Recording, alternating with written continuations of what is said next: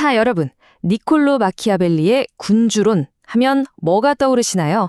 아마 많은 분들이 악마의 교과서라는 말을 들어보셨을 거예요. 근데 과연 그게 전부일까요? 어쩌면 현실을 그 누구보다 날카롭게 꿰뚫어 본 대가의 지침서는 아닐까요? 오늘 이 거대한 역설의 한가운데로 여러분과 함께 들어가 보야 합니다. 사랑받는 것과 두려움의 대상이 되는 것. 둘 다 가질 수 없다면 사랑받기보다 두려움의 대상이 되는 편이 낫다. 와, 정말 섬뜩하지 않나요? 바로 이 한 문장이 무려 500년 넘게 엄청난 논란을 일으킨 군주론의 심장이라고 할 수 있습니다. 도대체 마키아벨리는 왜 따뜻한 사랑보다 이 냉혹한 두려움이 훨씬 더 강력한 통치의 도구라고 주장했던 걸까요? 책이 나오자마자 정말 곧바로 악마의 책이라는 딱지가 붙어버렸습니다. 오죽했으면 1559년에 카톨릭 교회에서 아예 금서 목록에 올려버렸겠어요. 신성 모독이라는 거죠. 뭐 그럴 만도 했습니다. 그때까지 권력의 민낯을 이렇게까지 적나라하게 드러낸 책은 없었으니까요. 자, 그런데요. 이렇게 잔인하게만 보이는 조언들이 그냥 하늘에서 뚝 떨어진 게 아니에요. 군주론을 제대로 이해하려면 먼저 이 책이 어떤 세상에서 태어났는지를 알아야 합니다. 그야말로 혼돈의 시대 속으로 우리 함께 들어가 보시죠. 지금 우리가 아는 이탈리아, 그런 통일된 국가는 상상할 수도 없던 시절입니다. 16세기 이탈리아는요, 그냥 수많은 도시 국가들이 서로 물어뜯고 피 흘리며 싸우는 말 그대로 분열과 혼돈의 땅이었어요. 마치 깨져버린 그릇 조각들처럼 흩어져서 이 조각들을 하나로 붙여줄 강력한 누군가를 간절히 바라고 있었던 거죠. 마키아벨리라는 사람 원래는 아주 잘 나가던 피렌체 공화국의 외교관이었습니다. 정말 유능했죠. 그런데 역사의 흐름이 바뀌면서 막강한 메디치 가문이 다시 권력을 잡게 됩니다. 그러자 어떻게 됐을까요? 그는 한순간에 모든 걸 잃습니다. 반역자로 몰려서 끔찍한 고문까지 당하고 결국 자기가 그토록 사랑했던 도시 피렌체에서 쫓겨나게 되죠. 바로 그 절망과 파멸의 잿더미 속에서 군주론이 탄생한 겁니다. 모든 걸 잃은 남자. 그가 내놓은 해답이 바로 이 군주론이었던 겁니다. 이건 뭐 착한 군주가 되세요 같은 뜬구름 잡는 이야기가 아니에요.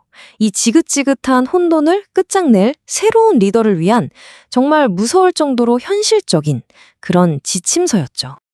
자, 여기서 마키아벨리의 아주 중요한 핵심 개념이 나옵니다. 바로 비루투라는 건데요. 영어의 virtue, 즉 미덕이랑 비슷하게 들리죠? 근데 전혀 다릅니다. 완전히 다른 개념이에요. 마키아벨리가 말하는 비루투는요, 착하고 도덕적인 그런 게 아니에요. 오히려 목표를 이루기 위해선 운명과도 싸워 이길 수 있는 야망, 능력, 심지어는 교활함까지 모두 포함하는 그런 강력한 힘을 의미했습니다. 그리고 그의 조언들을 보면 와, 정말 놀라울 정도로 구체적이고 전략적입니다. 여기에는 뭐 감정이나 도덕 같은 게 끼어들 틈이 없어요. 보세요.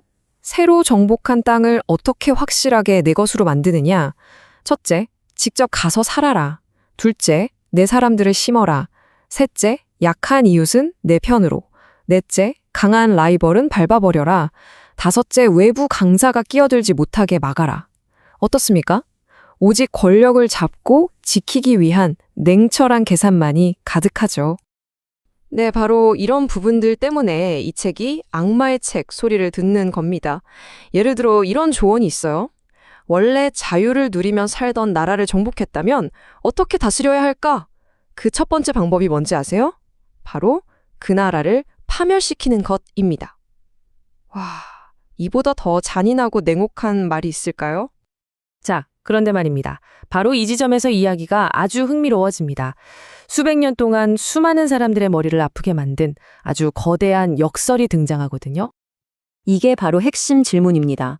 군주론이 정말 폭군을 위한 설명서라면 마키아벨리는 왜 다른 책에서는 공화정, 그러니까 시민이 주인이 되는 정치를 그렇게나 열정적으로 옹호했을까요?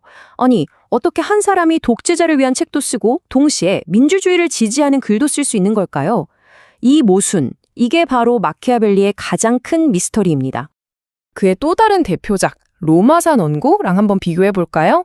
그럼 이 역설이 더 확실하게 보입니다.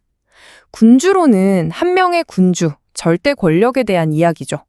그런데 로마선 원고는 정반대예요. 시민들의 참여와 자유, 공화정의 안정성을 극찬합니다. 이건 뭐 거의 다른 사람이 쓴 책이라고 해도 믿을 정도로 완전히 다른 이야기를 하고 있는 거죠. 자, 그렇다면 이런 엄청난 모순을 가진 책이 왜 500년이 지난 지금까지도 필독서로 꼽히는 걸까요? 왜 우리는 여전히 정치와 리더십을 이야기할 때 마키아벨리를 빼놓지 않는 걸까요? 가장 큰 이유는요, 이 책이 처음으로 정치를 이상의 영역이 아니라 현실의 영역으로 끌어내렸다는 점입니다. 정치는 이래야만 해 라는 당위가 아니라 정치는 실제로 이렇게 움직여 라는 작동 원리를 까발린 최초의 책이었던 거죠. 그래서 우리에게 마키아벨리즘이라는 좀 부정적인 의미의 단어까지 남겼잖아요. 이 책은 시대를 넘어 우리에게 권력이란 대체 무엇인가 하는 아주 불편한 진실을 계속해서 마주하게 만듭니다. 바로 여기서 이 모든 역설을 풀 수 있는 하나의 실마리를 찾을 수 있습니다. 어쩌면 마키아벨리의 그 무서운 조언들이 최종 목표가 아니었다면 어떨까요? 그가 정말 원했던 건 갈게갈게 찢어진 조국 이탈리아를 하나로 통일하는 것, 그리고 그 위대한 목표를 위해서는 그런 잔인한 방법들이 어쩔 수 없는 필요하기라고 생각했던 건 아닐까요? 이 지독한 혼돈을 끝내려면 일단 모든 걸 부수고 새로 시작할 강력한 군주가 필요하다. 바로 이게 그의 진심이었을지도 모릅니다. 결국 이 500년 묵은 책은 지금 우리에게 아주 날카로운 질문을 던지고 있습니다. 여러분은 어떻게 생각하세요? 우리의 리더들에게 우리는 과연 어디까지를 용납할 수 있을까요? 더 좋은 세상을 만든다는 명분 아래 우리는 어느 정도의 마키아벨리적인 모습을 받아들일 준비가 되어 있습니까? 마키아벨리가 남긴 이 역설은 이제 우리 모두의 고민거리가 된 셈입니다.